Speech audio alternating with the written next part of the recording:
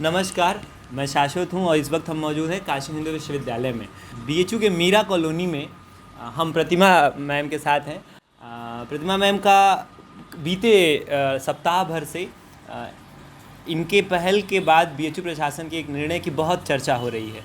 BHU प्रशासन ने अपनी जो नई ऑफिशियल लिस्ट जारी की है प्रोफेसर्स की, महिला प्रोफेसर्स के नाम के आगे श्रीमती या सुश्री हटा दिया गया है। ये इसके लिए मैम ने विश्वविद्यालय प्रशासन को और शहर में भी सरकार को भी इन्होंने पत्र इत्यादि लिखकर अवगत कराया था कि ये एक खास तरह का भेदभाव है जो नहीं किया जाना चाहिए। मैम समाजशास्त्र के प्रोफेसर हैं और इस पूरे पहल के पीछे एक समाजशास्त्र के वैज्ञानिक एंगल से कुछ बातें रही होंगी जो ऐसा करने को मैम ने सोचा।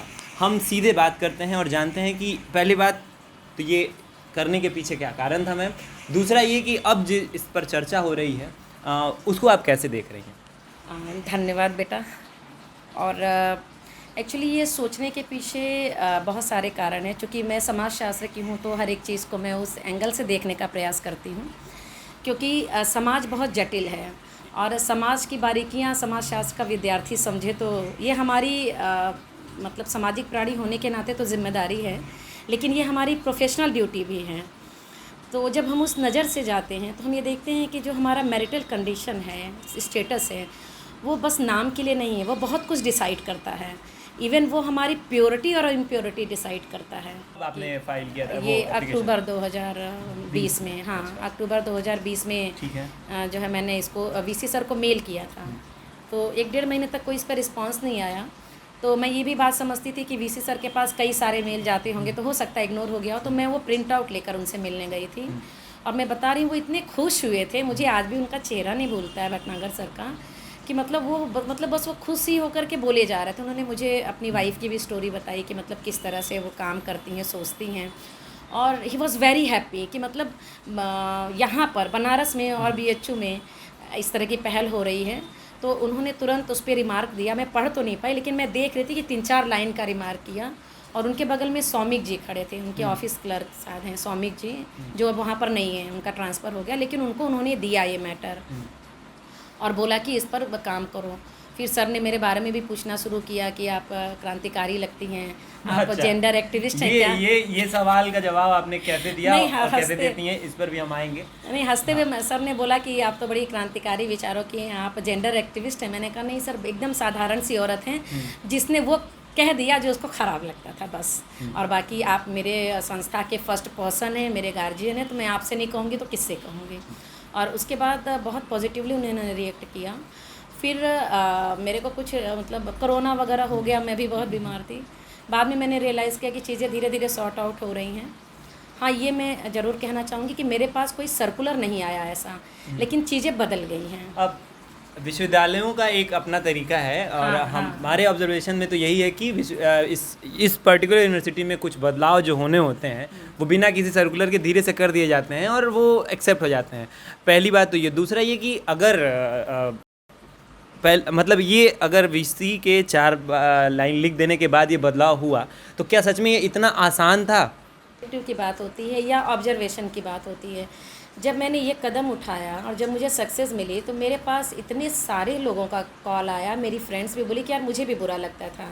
अभी हमारी एक फ्रेंड है साइकोलॉजी में, वंदना जी, उनका भी फुटेज दिया गया था, तो वो भी कहती थी, मेरी फ्रेंड है पुष्पा, हमारी सेक्शन इंचार्ज है रीता दीदी, सब लोग को ख़राब लगता था। बस वही होता है ना कि पहल कौन कर पाता है। देखिए हमारी आदत ना इग्नोर करने की, एडजस्ट करने की। इग्नोर नहीं, हम एडजस्ट कर लेते हैं। हमारा रूल है कि ऑटो वाला 3 से ज़्यादा नहीं बैठा सकता, फिर भी हम इतनी छोटी सी चीज़ में भी एडजस्ट कर लेते हैं। चारों परेशान होते हैं, 4 बैठते हैं। एडजस्ट, तो जो हमारी एडजस्ट करने वाली आदत है वो बहुत बार हमको बहुत पीछे ढकेल देती है। अब तक का अनुभव कैसा रहा है आपका इस फैसले के बाद? लोगों का रिस्पॉन्स? अच्छा, कुछ सीनियर प्रोफेसर्स हैं जो कि बहुत उल्टा सीधा ट्रोल किए हैं, लेकिन ओवरऑल बहुत अच्छा रहा। मेरा अपना सेक्शन सोशियोलॉजी सेक्शन भी बहुत अप्रिशिएट किया, सब लोग साथ रहे, और सबसे ज़्यादा मुझे यूथ का बहुत ज़्यादा सपोर्ट मिल रहा। Male female doesn't matter. तो आप क्या ऐसे ही चीज़ों को की लड़ाई लेती रहेंगी या आप कैसे सोच रही हैं चीज़ें आगे? क्या आप कैसे मैनेज करने वाली इन सब चीज़ों को? बहुत सारी जोखिम भी हैं इन पूरे कामों में। तो अब मेरा जो झुकाव है वो माइक्रो लेवल पर है कि हम छोटी छोटी चीज़ों को करेक्ट करेंगे। जैसे मैंने 1-2 जगह लेटर भी लिखा है गालियों को लेकर के, और अभी मैंने वेब सीरीज़ जितने भी हैं उनके नाम नोट करके और उनके पर्टिकुलर उस एपिसोड में क्या क्या वल्गर चीज़ें हैं तो उन चीज़ों को लेकर एक रिपोर्ट बनाई है और मैं उसको कमीशन में भेजने भी जा रही हूँ।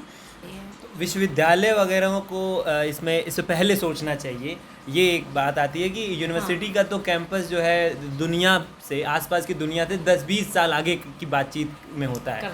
तो ये बदलाव जो अभी हुआ है, जो कि कुलपति के देख लेने भर से हो गया, उन्होंने पॉइंट्स लिखे और इस बार चेंज हो गया। ऐसे कितनी छोटी बड़ी चीज़ें आप यहाँ देख रही हैं और उसको बदलने को लेकर क्या सोच रही हैं? एक बात मैं ये चाहती हूँ कि वीसी करें कि महिला महाविद्यालय का टैग हटाएं, क्योंकि इंस्टीट्यूट की लड़ाई हमारी मीना सोडी मैडम करीब 7-8 साल से इंस्टीट्यूट की लड़ाई हम लोग लड़ रहे हैं और अभी तक ये इंस्टीट्यूट बनानी, सारे डिपार्टमेंट मर्ज हो गए। वो एफिलेटेड है या उसका विश्वविद्यालय का हिस्सा है, अभी कैसे रन होता है, इसके बाद वो कैसा होना चाहिए, आप कैसा सोचती हैं कि ऐसा हो तो बेहतर? देखिए, पहली बात तो एमएमबी एफिलिएटेड नहीं है। इसका सबसे अच्छा जानने का तरीका है कि जब आप यूजीसी की वेबसाइट पे जाएंगे तो आपको आर्य महिला, बसंत कन्या, डीएवी मिलेगा, महिला महाविद्यालय कहीं नहीं मिलेगा। तो महिला महाविद्यालय पार्ट है बीएचयू का। उसके बावजूद जब आप कहीं भी पढ़ेंगे कोई भी नोटिफिकेशन या जो हमको डिपार्टमेंट से मिलते हैं तो मेन डिपार्टमेंट महिला महाविद्यालय। व्हाट इज़ मेन डिपार्टमेंट भैया? पहली बात।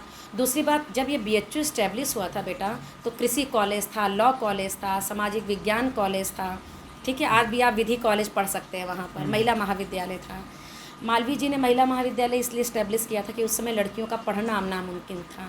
तो वो ये चाहते थे कि कम से कम लड़कियां आएँ, औरतें निकले बाहर पढ़ें, इसलिए उन्होंने एकदम फ्रंट पे रखा। लेकिन आज चीज़ें बदल गई हैं।